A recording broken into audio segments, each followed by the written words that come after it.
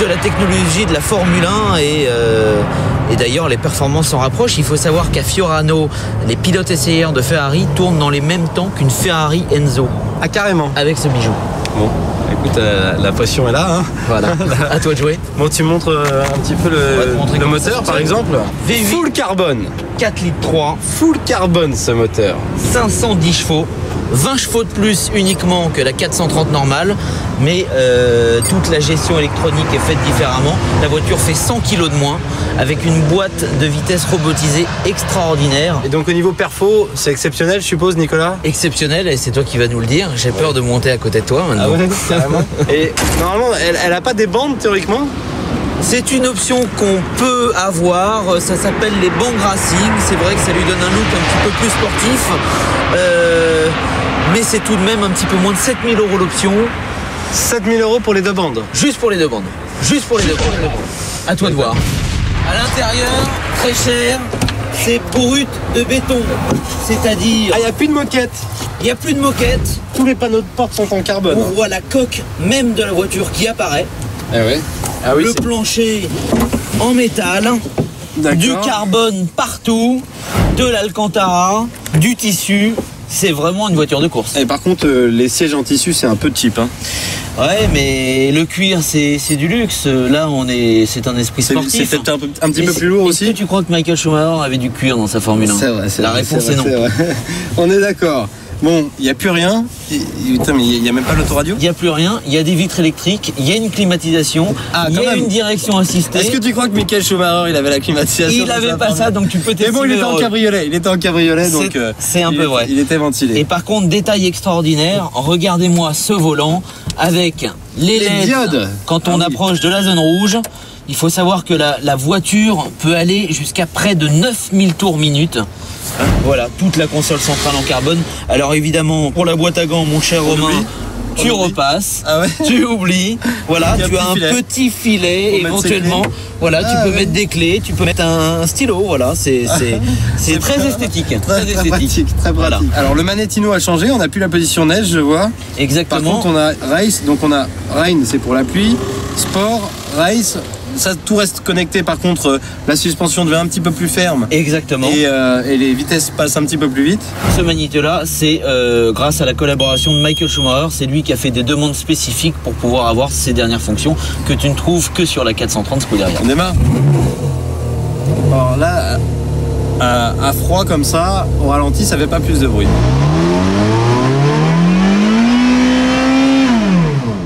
Extraordinaire. C'est super sympa. Ça, c'est magnifique. On va pouvoir aller faire un tour avec. On va y aller.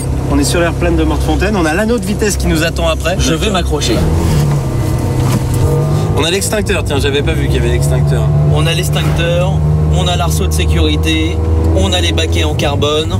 On a les harnais. Alors, je suis en boîte automatique là pour le moment. Le bouton LC, c'est toujours le bouton launch control. Le launch control, tout à fait. Donc là, c'est pour faire des départs canon et griller l'embrayage sur 500 km. Pour l'instant, t'es pas dépaysé. Voilà.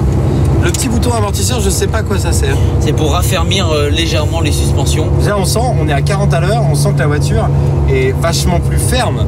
Beaucoup plus ferme que la 430 classique. Hein. Ils ont fait un gros travail, à mon avis, au niveau du châssis. Et effectivement, ils ont rabaissé également le centre de gravité de l'auto. Petite accélération. Allez.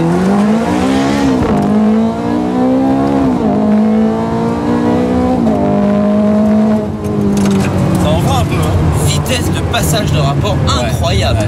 La vitesse est extraordinaire. De mémoire, sur la F430, c'est 100 millisecondes et sur celle-ci, c'est 60 millisecondes. C'est incroyable, c'est quasiment 2 fois plus vite. Quasiment. Ils arrivent à gagner autant, c'est incroyable. Et sais-tu combien c'est sur une Formule 1? Ça va être 40 millisecondes. Ah oui, donc on est quasiment dans les temps d'une Formule 1. On n'est pas loin. On n'est pas loin des temps d'une Formule 1. Et encore, c'est l'ancienne technologie de boîte de vitesse, c'est-à-dire qu'il y aura dans la Ferrari California qui arrivera d'ici 1 an à peu près, ça va être la double embrayage et il devrait encore gagner quelques millisecondes au passage des rapports. Ce sont vraiment des voitures faites pour les hommes pressés. Allez, essayons.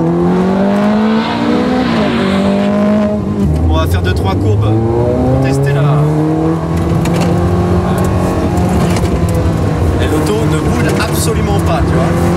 Elle est calée, regarde. Ça prend pas du tout de roulis. Ça, le moteur, ça marche. Ça me semble pas beaucoup plus performant en termes de puissance que la 430. Pour le moment, non, effectivement. Hein, tu vas le sentir dans le comportement parce que les 20 chevaux de plus ne se sentent pas.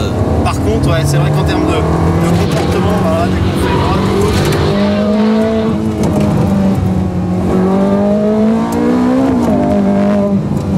dès qu'on fait droite-gauche, c'est vrai que la voiture ne prend pas de roulis, elle se cale sur les amortisseurs.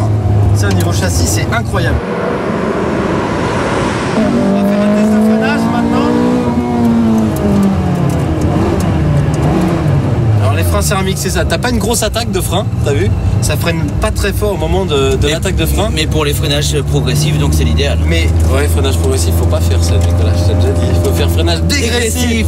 C'est vrai, dégressif. Non mais par contre, plus ça freine, plus tu appuies sur les freins, plus ça freine, plus ça chauffe, plus ça va freiner. Si je comprends bien, ce n'est pas une voiture qui se conduit, c'est une voiture qui se pilote car elle doit être à température. Exactement.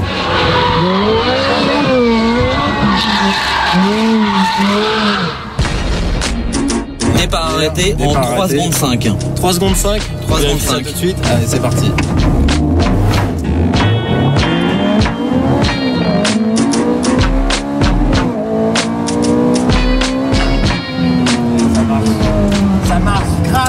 Grave. Je regarde le compteur, nous étions à quasiment 180 km/h. Ah ouais, tu vois, donc t'as dit 0 à 100 et 0 à 200 alors. C'est ça qui nous intéresse dans Fast Club, le 0 à 100, c'est pour aller faire les courses.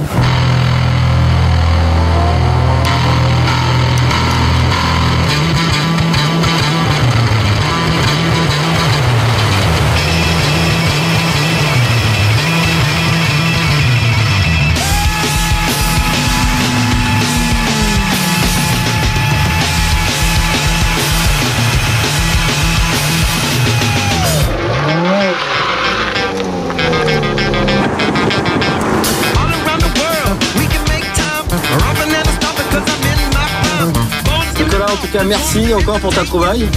Merci Romain de ce petit baptême. Je crois qu'on a besoin d'une super Leggera dans pas très longtemps, on a une orange cette fois, donc tu vas essayer de nous trouver ça. On va se mettre à l'attaque. Hein? On va se mettre à l'attaque comme d'habitude. Encore merci Nico d'avoir trouvé cette à très bientôt. Superbe auto. Ciao.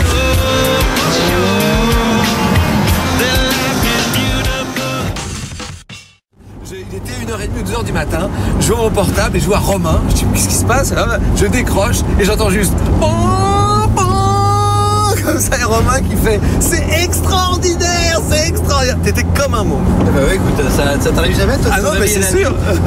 Je me suis réveillé à minuit, j'arrivais pas à dormir, elle était dans le garage. J'ai pris la voiture et je suis allé faire 100 bornes. C'est juste incroyable, des sensations comme ça, t'as l'impression d'être seul au monde, c'est génial. Je peux vous dire, il n'est pas encore blasé et c'est pas avec des voitures comme ça, c'est voilà, c'est sûr. Vous allez voir maintenant le sujet F430 Scuderia.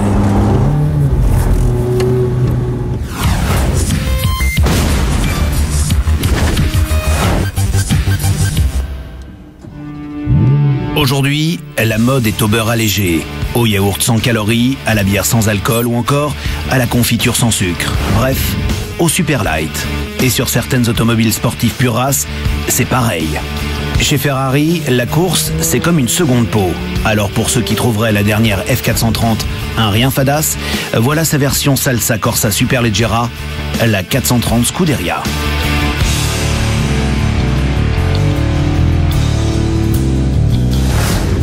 Pour devenir ainsi, la berlinette enfile le survêt avec ses bandes de couleurs, mais attention, le survêt classe.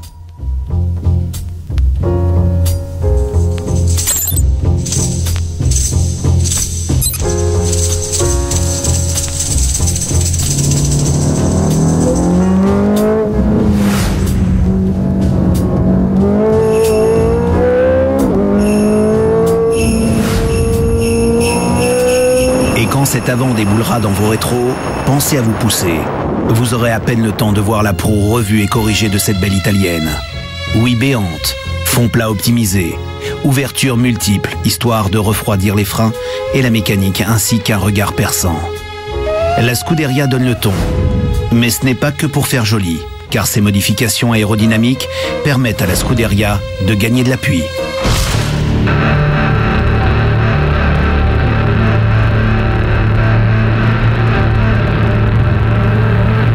Sur le volant, vous trouverez un Manettino, permettant de sélectionner plusieurs programmes de conduite. Par la magie de l'électronique, cette petite merveille adapte le différentiel et le contrôle de motricité aux diverses conditions. Du sport à la course, c'est vous qui choisissez.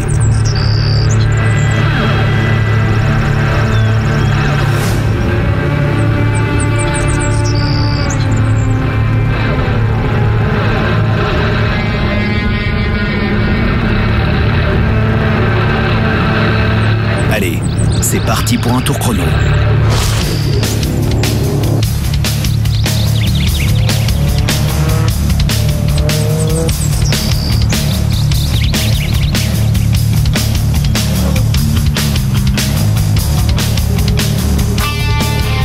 Après la tenue de sport, direction la salle de sport où la Scuderia adopte un sérieux régime minceur. Ajoutez à la F430 quelques matériaux nobles et retirez tout le superflu de l'habitacle pour ne conserver que le strict minimum et les baquets en carbone. Alors d'accord, la finition franchement désinvolte fait mauvais genre pour la marque au petit cheval cabré, mais vous perdez 100 kilos sur la balance. Pour en arriver là, les ordinateurs se sont ingurgités des formules savantes par paquet de 12 et les têtes pensantes de Maranello se sont arrachées les derniers cheveux qu'il leur restait sur la tête. Mais le résultat est là. La belle revendique 1350 kilos sur la balance. Si cela ne vous parle pas, sachez que la Scuderia pèse le poids d'une Golf milieu de gamme, mais entre nous, vous en avez déjà vu des compacts de 510 chevaux ?